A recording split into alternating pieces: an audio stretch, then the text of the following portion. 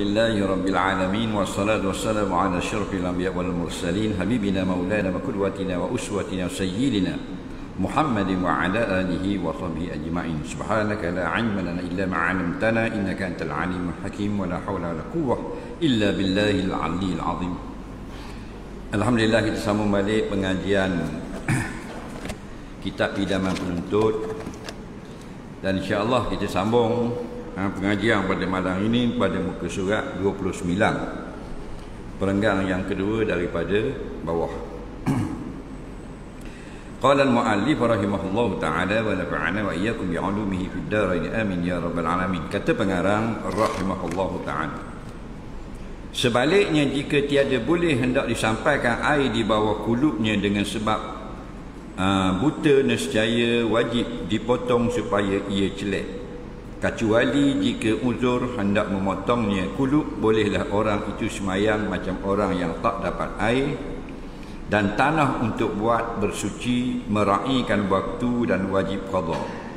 Tetapi orang yang mati tidak harus dipotong kulupnya masa mandi mayat, kerana yang demikian itu membawa kepada menghinakan mayat. Bahkan ditanam mayatnya dengan tak payah disemayangkan menurut pendapat Syekh Ramli.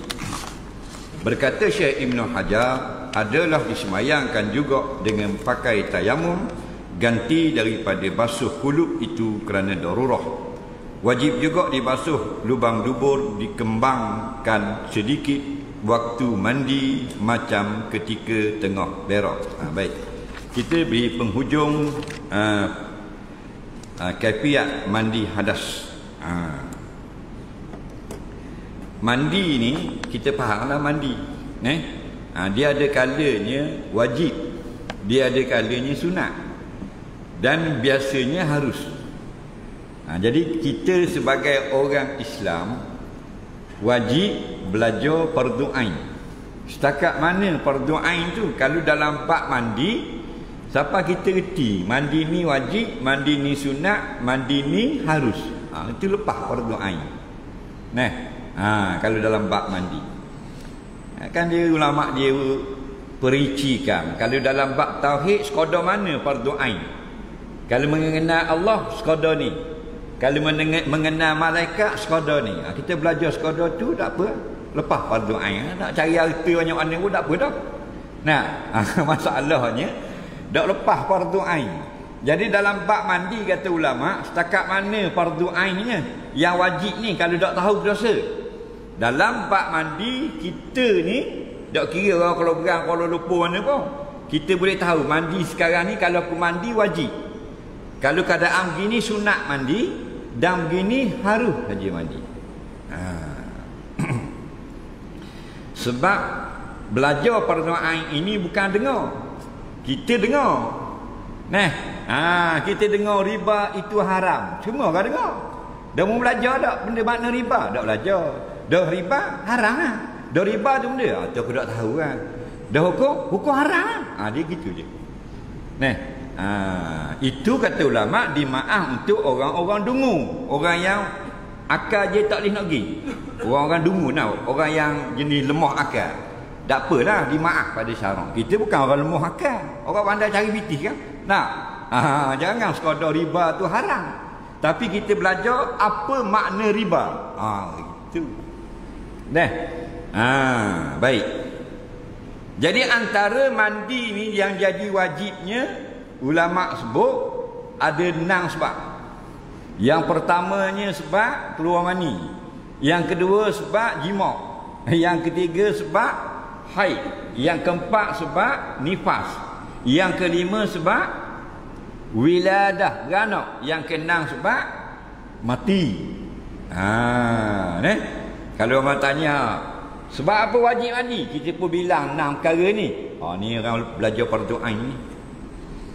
Tapi dia tak guru orang, dia tidak ulama, dia nak urang banyak-banyak tak erti 6 tu dia boleh bilang. Tak apa dah. Takut dah kita banyak tak tahu ni. Makin lama COVID makin jahil. Nampak tak? Jadi bila mandi, wajiblah rata air sekalian badan yang zahir. Nampak? Kalau rata air dah habis. Air rata tapi dah habis. Maksudnya ada bahagian badan kita yang zahir tidak kena air. Tidak dinamakan mandi. Bila tidak dinamakan mandi, tidak terakak hadas. Bila tak terakak hadas, macam mana nak sah semayang? Miftahus salah at-tahur. Anak kunci semayang ialah bersuci. Selagi mu tak buka dengan taharah, dengan mandi yang betul, semayangmu terkunci. Maksud ulama kata mamnu', terlarang daripada buat. Nah, di antaranya kalau orang lelaki khulfah. Ni, yang tak masuk jawi lagi, tak berkhitan. Jadi kulit di bawah kuluk itu tidak kena air. Bila tidak kena air, maka itu adalah zahir. Lepas tu sini dia kata wajib berkhitan. Hukum berkhitan ini khilaf ulama. Jumhur ulama, laki-laki wajib berkhitan. Yang perempuan saja, mazhab Syafi'i, laki-laki wajib berkhitan, perempuan wajib berkhitan. Dan dalam kitab Az-Zawajir, Ibn Hajar Al-Haythami meninggalkan berkhitan bagi laki-laki dosa besar, meninggalkan berkhitan bagi perempuan dosa kecil. Dah guna beza itu. Kerana berkhitan pada laki-laki berkait dengan sah batal semayang. Berkhitan bagi perempuan bukan bab sah batal semayang. Itu masalah nafsu saja. Bila dikhitankan, merendahkan nafsunya. Hak laki-laki kait dengan sah batal semayang, tawaf dan sebagainya. Kerana apa? Kerana ada najis di bawah hulu dan tidak kena air, dikira anggota yang zahir. Sebab tu tak berkhitan bagi laki-laki dosa besar. Kenapa? Kerana dia masalah taharah. Taharah ini miftahus salah. Maka ramai yang kena azab di dalam kubur kerana taharah. Apa? Air kecing kena di seluar antaranya. Kan Nabi jalan sampai di 2 titik kubur. Nabi pun berhenti. Sahabat belakang berhenti dan Nabi berhenti. Kemudian Nabi kata innahuma yu'azzabani. Kedua penghuni kubur ini sedang kena azab, sedang kena katok ni. Azab katok bukan gosok lah. Azab mana gosok kan? Azab mana kalau bahasa Terengganu kena katok kena seksa. Jadi pendek cerita Nabi pun khabar. Amma ahaduhuma, adapun salah satu tuang kubur yang kena katok ni, yamshi fil ardi bin namimah. Dia berjalan di masa hidup tu, dia suka pergi ngadu rumah kata dia buruk ke minah, dia pergi rumah dalah, dia kata ke dia buruk ke Yusof. Faham lagi? Jenis mengadu domba. Lain ni dah yang jalan Facebook lah tulis gitu. Kena azab kubur. Tulislah Instagram kena kataklah kubur lagi. Betul tak? Dan yang seorang lagi layak tanzih anil baul. Mereka ini tidak bersuci daripada kencing. Kena katak dalam kubur. Kih benda? Air kecil kena di kemaluan, basuh dah habis. Air kecil kena di bawah kemaluan, mengalir sini. Basuh atas ni aja, sini tak basuh. Kena katak. Air kecil sini basuh dah, di seluar jin dah hilang. Duk kena sini tak basuh. Mayang dengan air kecil. Kena katak. Kih benda? Kih kecil baru. Faham? Belum ejah projek lagi. Baru kicing. Belum lagi rasuah. Betul tak? Kena katak dah. Bayanglah. Jadi di sini Imam Syekh Ar-Ramli berkata tidak boleh disemayangkan mayat yang kulub.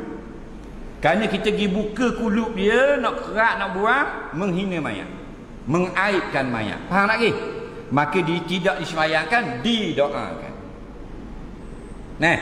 Dan berkata Syekh Ibn Hajar, disemayangkan selepas tayammum. Dua-dua ni ialah fuqaha mazhab Syafi'i. Kalau kita jadi mufti, kita ni mufti lah. Fatwa dengan Ibn Hajar. Dengan kitab Ibnu Hajar. Dengan pendapat Ibnu Hajar. Kerana bila dia tanaku antara Ibnu Hajar dengan Syekh Ramli pada 95% masalah, maka muqaddam didulukan perkataan atau fatwa Ibnu Hajar. Sama ada dalam Tuhfah, dalam Minhajul Qawin dan seumpamanya. Baik. Jadi dah kita orang awam terpulang. Saya nak ikut Syekh Ramli, dipersilakan. Saya nak ikut Syekh Ibnu Hajar, dipersilakan. Kita orang awam tak ada masalah.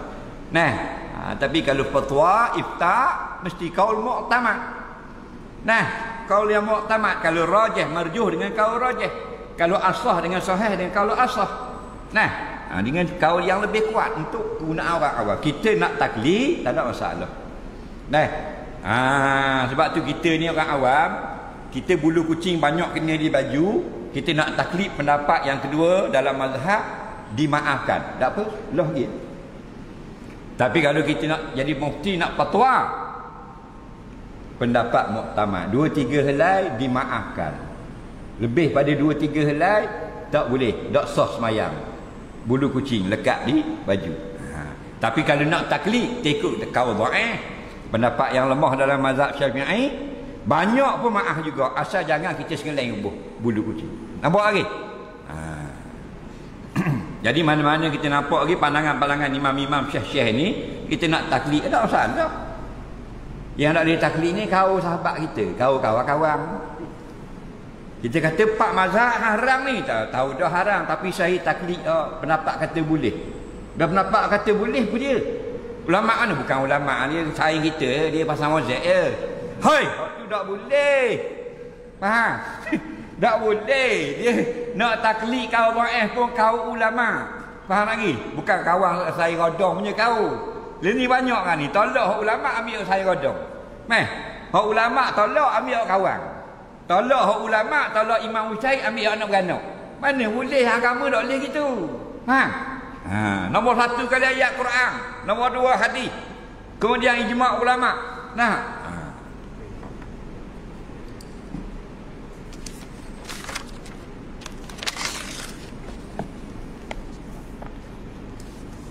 Dan wajib juga dibasuh lubang dubur, dikembangkan sedikit waktu mandi macam ketika tengah berak. Ni diajar belaka. Tak usah malu lah belajar. Tak usah malu, mari ngaji tak usah malu. Nak tambah ilmu.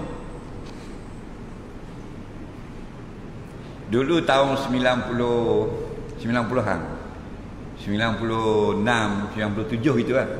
97, 98. Jadi kuliahnya Datuk Zubair, arwah Datuk Zubair, Timbalan Mufti Terengganu.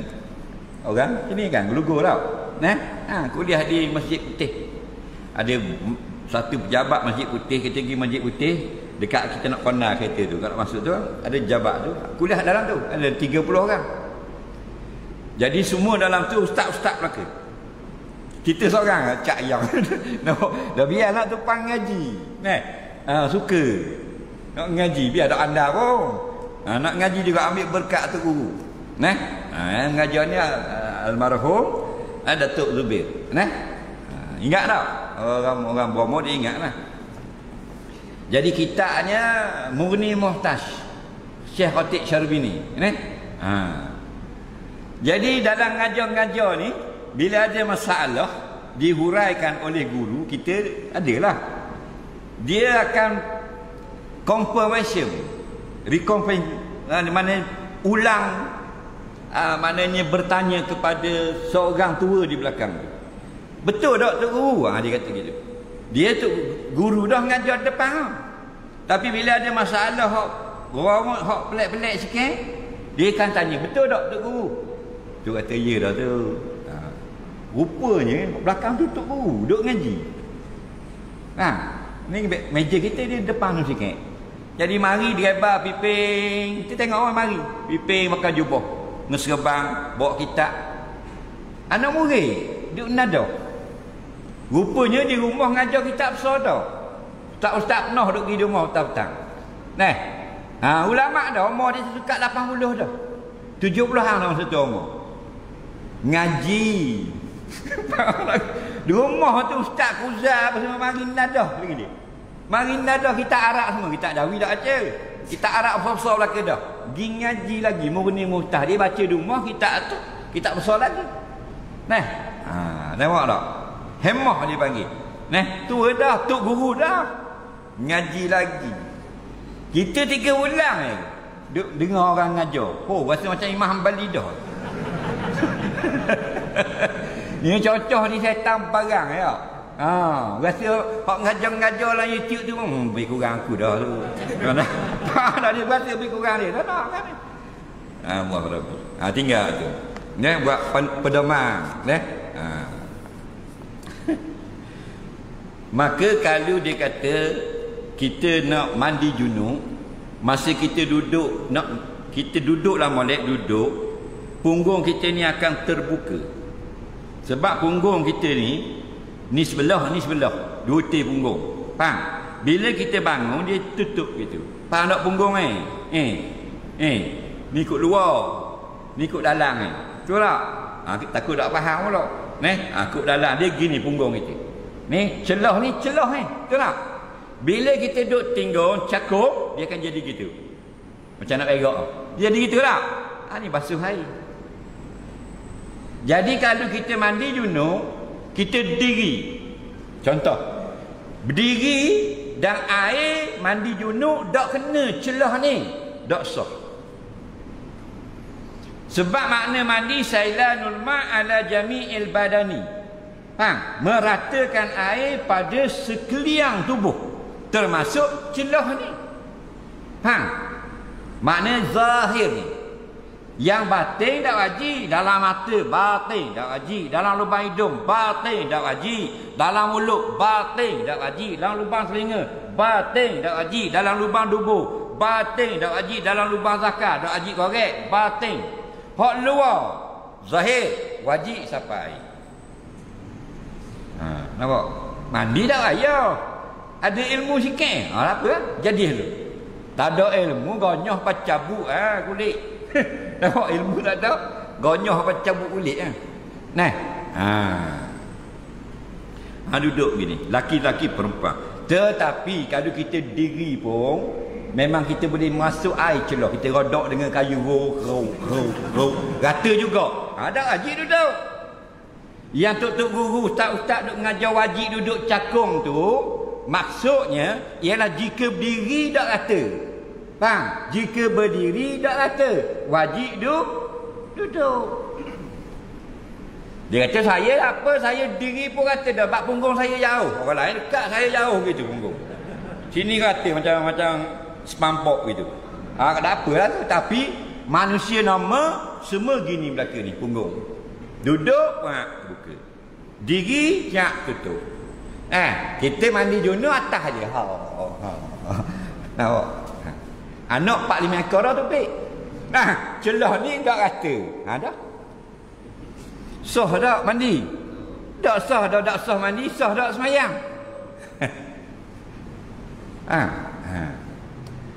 Tak wajib pergi Mesir nak ngaji pada air yang mari dengar sejik dah. Tapi tak bagi juga. Surga pun tak bagi juga. KTCC penuh kan.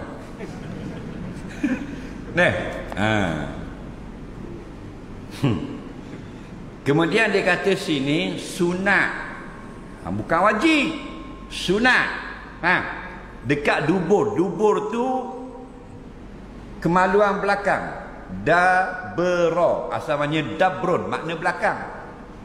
Dabar. Belakang. Dubur. Maknanya kemaluan. Hak mana? Hak kemaluan. Keluar begok. Sunat dia kata sini basuh lubang dubur. Basuh lubang dubur itu wajib. Ramai orang salah faham.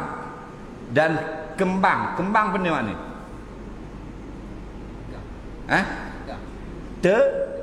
Teran. Teran. Kalau orang nak beranak mesti kata benda. Kalau teranu. Terang. Faham lagi? Terang. Kalau orang teranu Kalau KL lupa, push. Kalau lupa dia angin sagong kan. Faham tak lagi? Push. Maknanya terang. Faham? Terang tu tekan. Buat gitu. Kalau nak beranak, kalau orang nak berak, tak terbit. Najis dia tak mau terbit. Dia terang. Itu makna kembang. Kembangkan dubur itu sikit supaya terbuka dan basuh. Kalau kita tak kembangkan dubur, kita basuh tu wajib ni. Wajib basuh dubur. Dan kembangkan itu dalam kitab lain kata sunat. Mana sunat terang. Jangan terang banyak, sedikit. Terang banyak jadi terberok pula mandi junub. Faham lagi? Buat kembang sikit, dia kembangkan, dia fleksibel. Benda tu jangan, betul tak? Dia fleksibel, tak keras macam kayu gong, dia fleksibel. Dia geruk, dia buka. Tu tutup balik. Faham? Jadi kembang sikit, agaknya. Supaya lebih bersih. Kerana kembang itu yang di dalam agak terbuka sedikit. Tapi amal pula salah faham, wajib terang macam wajib terang berok. La ilaha illallah. Itu tambahan dan salah faham ibarat kataan ulama. Dan hak lebih bid'ah lagi, wajib korek dengan jari. Alah bala tu. Siapa kawan tu apa luh habis. Mandi junub luh terus. Nak apa? Kawan dia ulama mana? Dia bukan ulama, kawan aku. Dia main kawan. Dia kawan ni orang tak ambil hukum. Kawan-kawan ni orang minta tolong tolak kereta.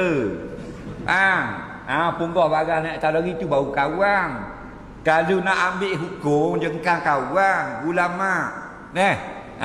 Biar dia pakai topi sudu pun lah dia ulama ambil hukum dengan dia. Kawan orang ambil hukum. Korek. Kali mandi junub korek. Muncul kawan dia tu kata korek dengan jari. Kalau kawan dia kata dengan sepanak, berapa kerah. Ini masalah. Tak? Bukan. Duduk masa nak mandi junub tu, masa nak basuh celah kakak, masa tinggal, terang ke. Buat gitu. Dia terbuka sikit dan gonyok. Tak bergonyok ke tangan, sembuh baik. Lebih bersih. Itu maksudnya. Sunat mandi hadas. Hak sunat pula. Tadi hak wajib. Sunat-sunatnya mandi itu banyak. Setengah daripadanya sunat menghadap kiblat. Menghadap kiblat mandi. Ada pun kecing berak dilarang menghadap kiblat. Kalau di tengah padang patah haram menghadap kiblat, haram membelakangkan kiblat. Tapi kalau dalam bangunan tidak haram. Cuma kalau boleh dalam bangunan pun tidak menghadap kiblat. Itu lebih baik. Tapi bila mandi wuduk dia adalah ibadah. Ibadah mandi ibadah sunat menghadap kiblat. Orang dulu nak buat jambang ukur kiblat. Tengok bulan, tengok bintang duk larut. Tengok kopah. Nak buat ambil haji tu. Tengok bulan, tengok bintang, cari kiblat. Dah nak buat surat. Dah nak buat jambang. Betul tak? Pasal apa? Pasal berak kecing ngadap kiblat, belakang kiblat, semua adalah kitab fiqh. Semua daripada kitab hadis. Dah dia cakna, kita mana cakna? Kau anda rumah dah betul kiblat dah kiblat nak lawa tu betul. Faham lagi? Bukan marah lawa. Agama tu ambil cakna teh.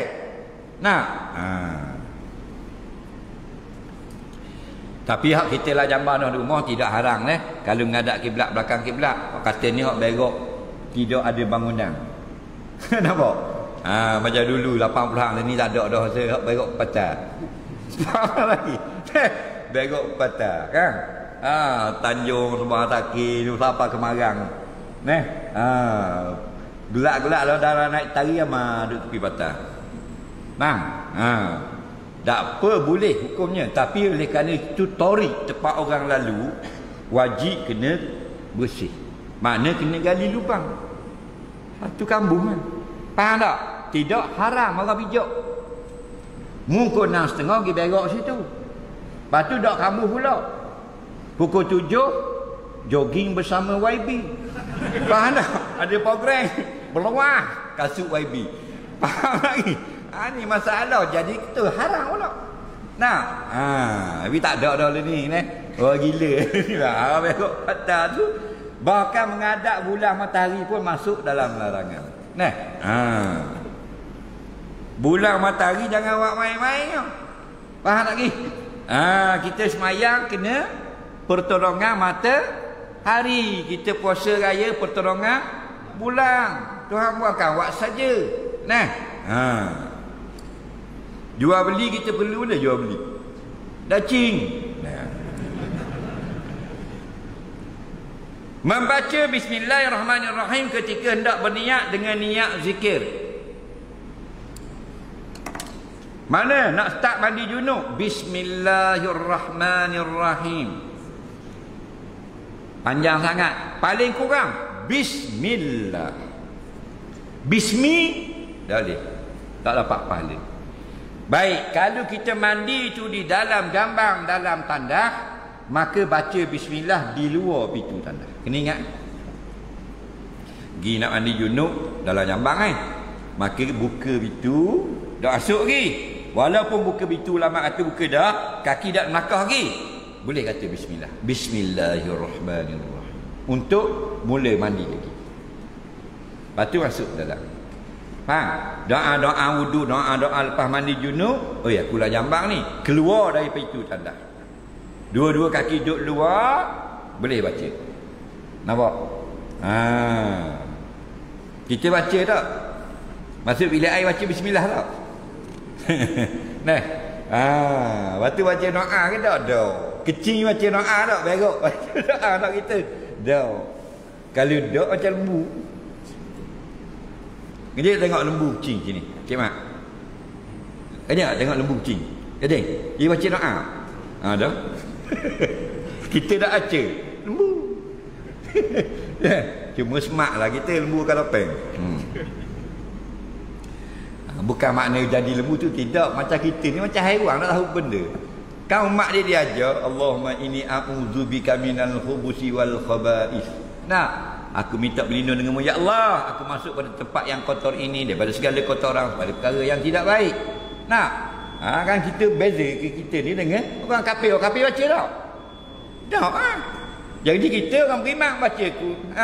Nampak? Afaman kana mu'minan kaman kana fasiqa. Adakah sama orang beriman dengan orang fasik? Tak sama. Contoh tu masuk jambang. Tu baca doa. Orang kafir dah baca masuk order itu. Macam datang. Jadi baca bismillah. Tak ada soalan tak? Ada? Ramai? Biar dah nak balik. Lama tak dah cocok ni? Nak basi masa. Okay. Membasuh dua tapak tangan. Maksud tapak tangan belum mandi junub. Menggosok dengan tangan di mana tempat yang sampai pada seluruh anggota berturut-turut. Kat mana siapa gosok? Siapa sini gosok sini. Siapa sini gosok. Hak tepat tak siapa diberi kelonggaran. Asalkan rata air jiru. Kemudian dimulai basuh daripada sebelah kanan dan membasuh 3 kali dan lain-lain. Basuh belah kanan dulu, baru basuh belah kiri pula. Contoh mandi junub. Ini sunat-sunat ni. Tapi kalau kita ambil wajib saja, kok pandalah kanan kiri atas kanan depan bawah tak baca bismillah pun, asalkan kita mandi rata air sekalian badan yang zahir, ma'aniyah berserta dengan niat sudah sah. Cuma lebih baik kita lakukan yang sunat. Tak? Tersebut dalam kitab Iqna' Bujairimi. Muka surat 201, orang yang berhadas harus mandi bertelanjang dalam tempat yang terlindung di dalam bilik air atau di hadapan orang yang harus menengok auratnya, tetapi kalau pakai kain basahan lebih baik, lebih afdal. Katanya pada pendapat saya, jika mandi dalam bilik air bertelanjang lebih afdal kerana menjimatkan air, terutama jika air tidak banyak dan senang hendak meratakan air itu ke seluruh badannya. Ini pendapat Syekh Bujairimi. Ada dalam kitab Iqna', salah satu kitab fiqh mazhab Syafi'i. Cik Mak mau mandi telanjang ke pakai kain sahang? Telanjang. Tak apa dah. Di tempat yang diharukan syarak. Tak. Ni mandi telanjang kodoh sugan jeng. Tembok lari habis je kaki. Itu pendapat dia. Jadi hukum mandi telanjang ni di tempat yang terlindung sebenarnya tidak sepakat ulama. Ada yang mengatakan harus, ada yang mengatakan makruh. Jadi ada orang ngajar kemarin ni, dia kata makruh mandi telanjang dalam bilik air. Betul, ada pandangan ulama begitu. Ada pula ustaz lain pula mari harus mandi telanjang dalam bilik air. Sama Allah, ada pandangan begitu. Pandangan ulama ada masalah, tak payah balas tak ikut pandangan orang awam. Kata Syekh Bujairimi, kerana bila kita telanjang, dia kata lebih jimat air dan mudah menggosok. Kalau pakai kaisang, dia kata air pada lekat di kaisang ni. Lambat sudah. Tapi terpulang dah. Cuma kalau nak wuduk tu pakailah kaisang. Sebab wuduk itu dia khilaf antara haram dengan makruh. Pendapat yang paling kuat makruh telanjang wuduk. Pendapat yang dhaif haram wuduk telanjang. Tapi ada pun mandi telanjang, maka dia khilaf antara makruh dengan harus. Faham lagi? Tak berat sangat. Kerana apa? Kerana mandi itu berhajat kepada nak gosok seluruh anggota. Adapun berwuduk, apa tujuanmu telanjang? Wuduh ke jenis benar. Mu mandi telanjang dah apalah mandi junub. Dah habis dah, mu nak ambil wuduk pakai lu kain. Pasal tak comel benar kalau telanjang berwuduk. Dak jaya tinggal balik sekarang. Masa tunduk koma tu, kita tengoklah cermin belakang. Faham tak? Macam toyo. Nampak? Dengan koma melayang budak tu wuduh kan. Mandi lah air. Mandi orang nak ratakan air. Dia kata tidak haram. Jika mana? Jika tidak ada orang. Atau ada orang dalam bilik air, tapi orang yang boleh tengok dia. Dia kena faham aurat ini ma yajibu satruhu. Nampak? Anggota badan, jasad badan manusia yang yajibu satruh, wajib tutup daripada minan nazar, daripada dilihat. Siapa lihat? Manusia mana? Manusia yang haram lihat. Ada ke manusia yang tak haram lihat kita? Ada. Siapakah dia? Dua saja dalam dunia ini. Yang pertama dipanggil isteri, yang kedua sahaya. Kita penghulu ada sahaya perempuan. Zaman dulu lah, zaman Rasulullah tu ada hamba perempuan. Dia ni halilah kita. Dia orang yang halal melihat badan kita, sampai Z, daripada kaki sampai atas kepala. Dan isteri kita. Zaman ini tak ada hamba sahaya. Orang yang tidak haram melihat kita sekalian badan, isteri. Faham lagi? Betul tak Cik Mak? Berapa orangmu sekarang boleh tengok badanmu? Dalam dunia sekarang ada berapa orang boleh tengok badanmu? Isteri seorang je. Lebih jadi ramai sikit. Boleh tengok. Faham tak? Jadi dia mandi telanjang, mandi junub. Bini duk basuh belah dia. Duk kicau kain kelepuk laki mandi telanjang belah. Duk siap. Belah-belah kucah tengok tu lelaki. Tak gerak dah. Faham tak? Faham lagi? Haram tak? Tak haram lah. Faham tak? Kalau mu tergamuk dah, tak bosu dah. Faham? Pasal apa? Pasal kita sudah angkat hukum aurat tu dengan ijab. Dengan qabul ijab tu ni. Aku nikahkan akan dikau dengan mas kawinnya sekian-sekian. Aku terimalah akan nikahnya nama perempuan itu dengan mas kahwin yang tersebut itu. Qabul tu maksudnya mengangkat hukum haram kepada tidak haram. Apa benda? Haram sentuh, tidak haram sentuh. Haram pegang, tak haram pegang dah. Haram peluk, tak haram peluk. Haram tiung, jadi tak haram tiung. Haram tengok badan, jadi tak haram tengok dah. Faham lagi? Jadi sekarang 3 kali. Dah. Bini duduk kicau tu apa benda. Bang, dalam bilik air kita buat bodoh masuk andi lanjang kau.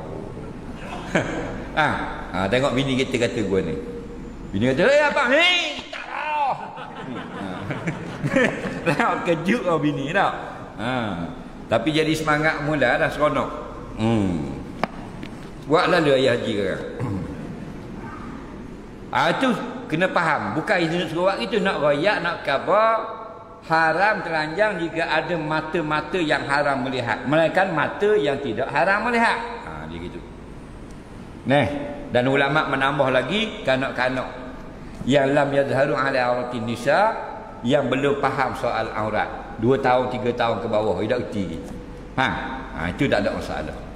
Jangan dia kata 3 haram. Walaupun anak sendiri. Mandi yang sunat, wallahu alam. Kita tengok soalan ada 3 mana ni.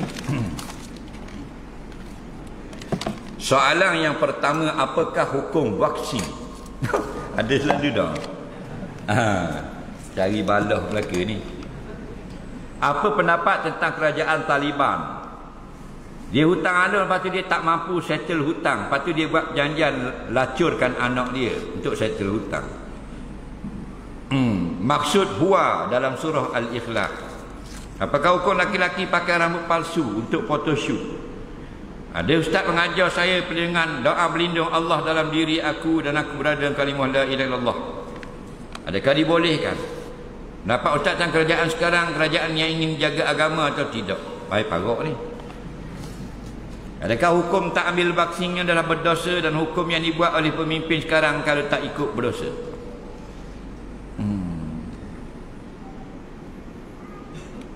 Betul ke surah Al-Baqarah dan Ali Imran akan jadi pembela kita di mahsyar nanti? Jadi mana afdal kita ulang baca surah Al-Baqarah dan Ali Imran? Saya ada seekor kucing yang terlalu manja sampai masa saya semayang, kucing tu tunggu saya di sejadah. Saya nak semayang bersama saya dia. Apakah istimewanya kucing saya itu? Apa hukum kalau kita ejah JPJ untuk dapatkan lesen? Hukum bini kita merajuk sebab suami dah ingat balas WhatsApp. Kalau mandi bersama dengan bini paling kurang kena tutup kemaluan ke atau boleh buka? Biar nak tanya. Dia kata kucing dia manja sangat, bila dia semayang pun kucing dia tunggu nak semayang sama dengan dia. Apakah hukum kucing dia? Tak ada apa-apa. Kucingmu tu bela je lah. Tak ada hukum apa-apa, tak ada masalah. Dan sahabat-sahabat bila Nabi kata jika anjing menjilat akan air dalam baldi, Nabi kata hendaklah kamu buang air dalam baldi. Sahabat dengar, dah kalau kucing, lagi tambah pula. Nabi kata anjing. Kalau anjing minum dalam air dalam baldi kamu, mu kena buang air dalam baldi tu faghsiluhu sab'a, basuh 7 kali. Sahabat tambah pula, dah kalau kucing, Nabi kata kucing tidak najis, dia binatang yang jenis berjalan berpusing-pusing pada kaki manusia. Tu sungguh kan? Maksudnya kita pergi dapur tu masuklah bilik, kita masuklah ke boy, duduklah kain. Faham lagi? Jenis main dengan orang. Jadi hukumnya diberi kelonggaran banyak, dia suci. Maka kucing jilat air pun kita boleh minum, kita buat air melo, dia minum dulu, kita minum kediang pun boleh. Jadi bila dia semayang, kucing semayang juga, tunggu atas jadah, tak ada masalah. Molek lah tu, tak ada masalah. Bahkan kita semayang, dia naik atas riba kita pun tidak batal, kerana kucing tidak najis. Yang batal 2 jenis binatang saja naik atas riba kita. Pertama anjing, kedua babi. Kita tayak awal, babi duduk atas riba. Faham lagi? Tu balik awal. Dah tayak akhir tu. Lain pada tu, kura-kura duduk atas belakang masa kita sujud, sah. Kita rokok, gajah naik atas belakang, sah. Walaupun kita meninggal lepas rokok. 2 jenis binatang saja kalau kena kita semayang batal. Kucing ada masalah. Cuma bila kita nak bangun, kita akad perlahan, kata dalam mazhab Syafi'i jangan gerak 3 kali. Kerana betul teruk jadi batal. Akad tu bawah dan bangun. Jangan katok, jangan apa. Ada orang dia rembah kucing. Orang tua dah kita semayang belakang, dan kucing dia tu mari ngek kat dia tu, kat kaki dia, dia pegang tengah semayang, dia pegang pium lapor gitu. Bunyi bunyi. Tergerak kata orang tua ni berat nanang kata. Nah, padahal kita buat kepah gitu dah lari dah. Nah, apa lapor gitu. Nah.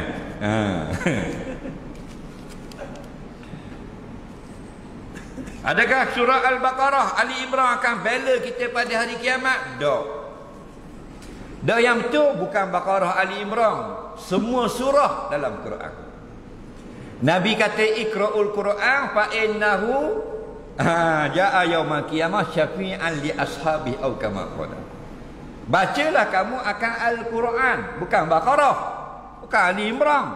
Nah, ikra'ul Quran. Al-Quran tu mushaf 30 juzuk. Mana-mana surah dari 114 surah, dari Fatihah sampai surah An-Nas, baca mana-mana pun jaa yaumul qiyamah, dia akan datang. Surah dia membaca surah Al-Kahfi, Al-Kahfi datang.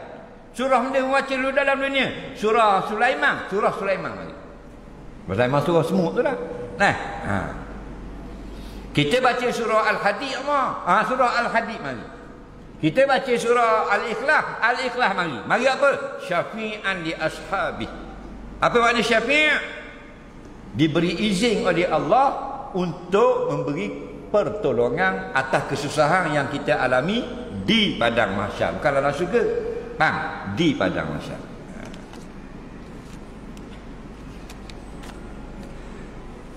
Apakah hukum kita tak ambil vaksin?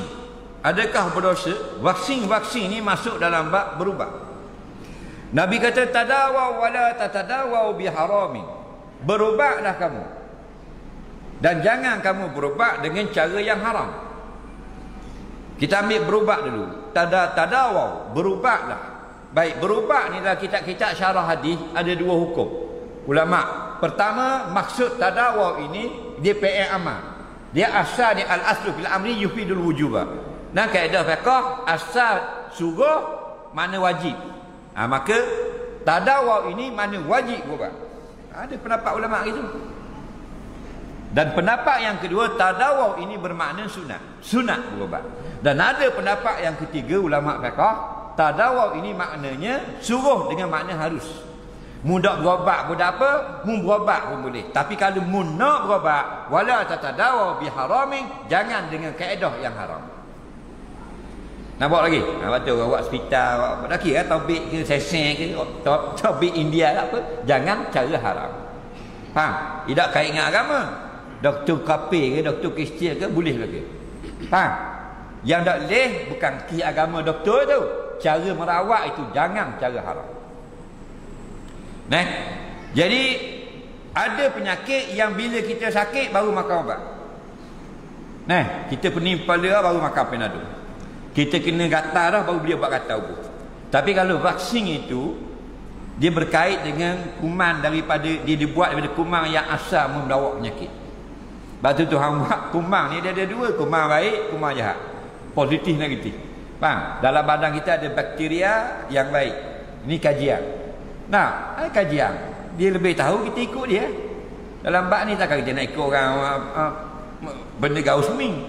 Itu kita ikut dalam bab rumah. Dalam bab penyakit kita ikut pakar-pakar penyakit. Dia kata bakteria itu ada dalam badan kita. Ada bakteria yang baik. Bila masuk bakteria yang jahat, bakteria yang baik ini akan menolong badan kita untuk melawan. Jadi vaksin ni macam orang kena ular lah. Kena ketik di ular, ketik di apa-apa, kena ketik di lipang. Kita kena ketik di ular contoh. Dia akan suntik vaksin. Tapi dia akan tanya lu ular dia ketik. Kata kena benda kaki. Doktor kena gigi dulu ular dia. Dia akan tanya gitu. Dia tak terus pergi ambil obat. Dah. Tu hospital bodoh lah tu. Doktor akan tanya ular dia. Faham lagi? Kenapa? Kerana bila kata khabar ular kapau. Ni vaksin ular kapau. Mudah. Ular sedar-sedar. Ni vaksin. Ular kata tebu hak ni. Kan? Dia berlain-lain. Apa-apa. Ni apa-apa. Nampak? Jadi dia buat daripada bahan-bahan daripada badan apa-apa kau. Dia buat. Kimia daripada badan ni dijadikan vaksin. Untuk baik dan lawan penyakit apa-apa yang baru kena ni. Faham? Maka vaksin tentang coronavirus ini ialah disuntik dulu supaya kita apabila kalau dikena corona yang baru masuk setelah kita disuntik, kajian dia lah tidak memberi kesan buruk kepada badan. Itu panggil perubatan vaksin. Jadi vaksin ini, jika ada vaksin yang halal, maka tidak diharuskan vaksin yang najis. Tidak ada vaksin yang halal, maka yang najis baru jadi harus. Sama macam orang buat injak jantung. Injak jantung ni dua saja. Satu dibuat daripada lembu, satu tiruang, satu daripada khinzir. Faham lagi? Tapi daripada lembu itu mahal, daripada khinzir itu murah. Faham lagi? Dah guna pula khinzir jadi murah. Sebab khinzir banyak di pasaran. Khinzir ni kalau beranak 14 ekor sekali cubit. Lepas tu murah. Khinzir ni babi-babi tu 70 riyal sekor. Lembu ada 70 riyal. Telinga 80. Faham lagi? Lembu ni berapa sekor? 3,000. Dah kalau nak buat injak apa mahal. Faham? Jadi harga babi dunia ni murah. Apa tu banyaknya produk-produk kalau jenis injak tiruang ini daripada khinzir. Kalau daripada lembu ada, harganya tinggi, berganda-ganda. Jadi selagi kita mampu menggunakan injak jantung daripada yang halal lembu, maka tidak boleh menggunakan yang khinzir. Itu pandangan ulama dengan kaedah. Tapi bila tidak ada pilihan, yang ada injak itu daripada khinzir, faman yaturra ghaira baghin wala 'ani fala isma alaih. Kamu sudah masuk pada situasi yang tidak boleh memilih, dan bukan kamu sengaja nak pilih injak khinzir, dan kamu bukan melampau batas, fala isma alaih, tiada dosa atas orang ini berubat. Ayat Quran lah tu. Faham lagi? Maka begitulah dengan vaksin. Kalau kita rasa dia tidak memudaratkan kita penyakit ini, maka tidak perlu kita berubat. Kalau kita rasa dia memudaratkan kita, maka wajib kita berubat. Siapa bisi wangau nak berubat bisi bangau, kena berubat. Tak mau berubat duduk diam. Baca ayah kita kata tak mau pergi hospital, tak mau pergi hospital. Tak boleh buat pergi hospital. Ni ulama sebut. Kita mau berubat, dia duduk rumah. Sebab lagi. Faham lagi? Jangan heret dia, paksa dia. Tapi ayah tak mau pergi hospital, jangan mesti bangau duduk diam. Ni wah bila nak baik penyakit nak terbabi ni. Tu dia mengambil hamil marah pula. Orang nak pergi hospital tak apa. Lepas tu duduk ngamuk marah ke penyakit. Tu dah betul. Faham? Kita faham baik.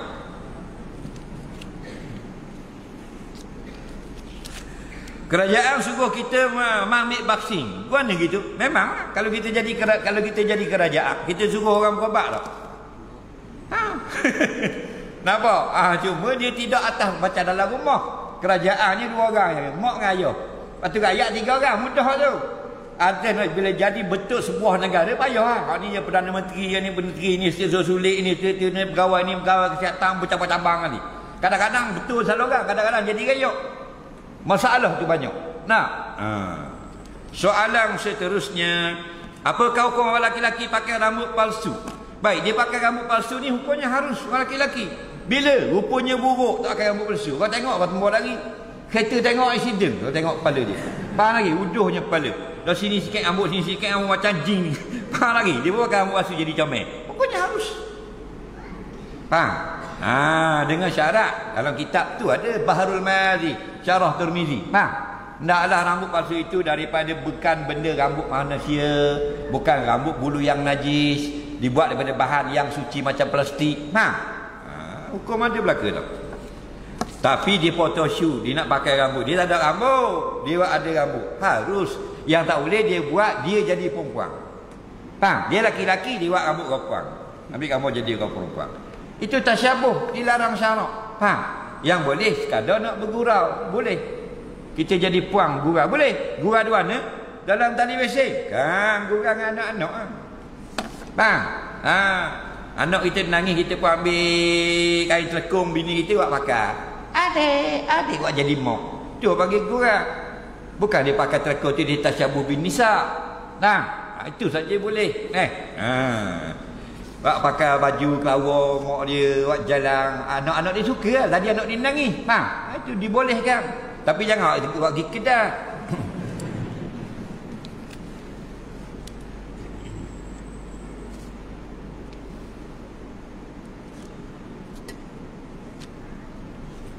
Seorang ustaz ajar doa perlindungan Allah di dalam diri aku berada dalam kalimah la ilaha illallah. Betul tak tu? Betul. Bukan Allah itu jizim, bukan Allah itu jasad, bukan Allah itu bertempat. Maksudnya bila Allah dalam diri kita adalah Allah tu mari turun daripada langit masuk dalam tubuh. Bukan. Ingat Allah sentiasa. Tapi kalau kata Allah mari masuk dalam tubuh, itu sudah hululiyah. Itu dilarang syarak. Allah bertempat ke sana kemari. Faham lagi?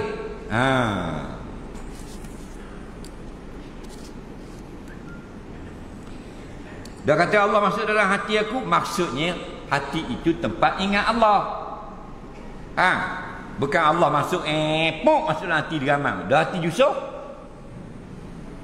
Yusuf ada Allah jadi dua Allah je tu. Jadi mengarut pula. Hati kita ni aria, banyak gangguan. Maka nak ingat Allah jadi serabut, tak ingat Allah.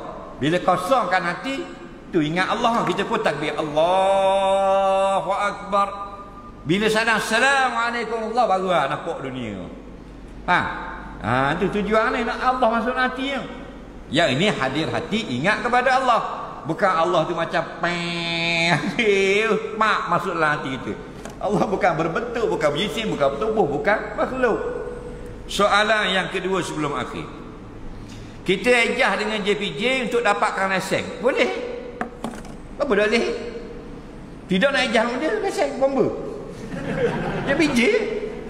Kita nak ejah lesen. Betul tak? Lesen JPJ. Dia pergi jabat kesihatan, minta lesen kereta.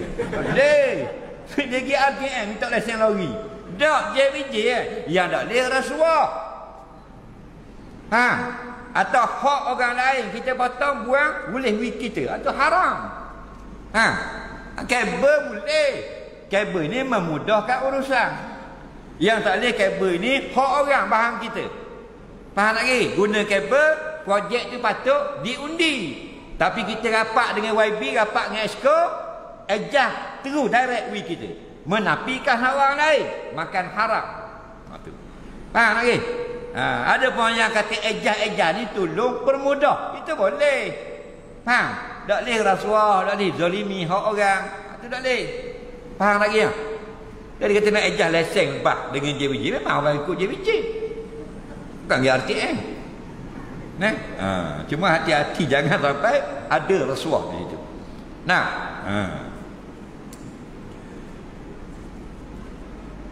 Dia hutang alung tak mampu nak tunai, dia lacurkan anak dia. Mana boleh?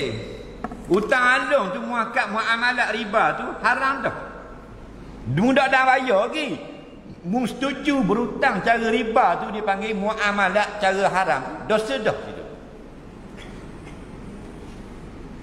Alung tak salah bank. Orang jual ikan. Dia nak jual ikan, nak ambil ikan, sekali ambil 100 riyal ikan. 100 riyal jual-jual boleh 140. Hitung 40. Esok jual pula, beli ikan 100 riyal. Jual-jual dapat 140, 150, untung 50. Jadi kalau kita nak untung 100, boleh pakai modal 100 dia. Tak boleh lah, kita kena ada 200 riyal modal. Yang pergi pinjam tu 1,500. Nak tambah modal niaga, jual ikan je. Faham lagi? Yang pergi pinjam tu 1,500. Jadi asalnya bayarnya RM7 sehari. Sehari 7 riyal. Dia juga bayar hari 7 riyal sehari. Jadi kerana ada lah radik gitu gini, learning kena bayar 115 riyal sehari. Tak dah nak bayar. Dan hutang dia tidak 1,100. Sudah 13,000. Sehari pun kena bayar 115 riyal. Untung 1 riyal. Jarang-jarang 120 untung. Atas ikan 200 riyal. Ini masalah. Ni nak lacurkan anak. Lacur anak apa? Mu tu terjun laut dulu. Asal mu minjam tu haram tu. Ada pula lacur anak. Masuk huwa dalam surah Al-Ikhlas. Bukan kitab tafsir. Kul, katakan olehmu. Huwa, dia. Jumhur ulama, huwa tu huwallah. Kul huwa. Kul huwallahu ahad. Huwa kul, katakan olehmu. Huwa, dia. Dia mana? Dia yang bertanya no, orang kafir mari tanya. Ya Muhammad, sif lana rabbak. Wahai Muhammad, mu kata Tuhan kami tak betul. Mu kata Tuhan kami bukan Tuhan. Tuhan kami ni Tuhan. Tidak, kami tak sembah.